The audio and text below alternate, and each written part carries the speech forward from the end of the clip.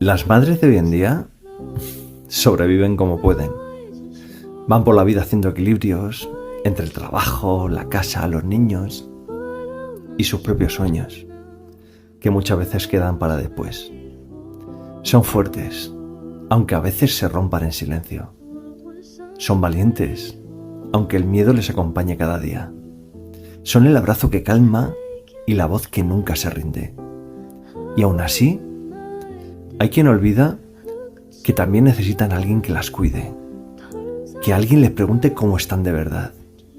Porque ser madre no es ser perfecta, es ser humana, con días luminosos y otros llenos de tormentas. Así que si tienes una madre cerca, abrázala y dile que lo está haciendo bien, porque detrás de cada sonrisa que entrega hay una batalla que nadie ve.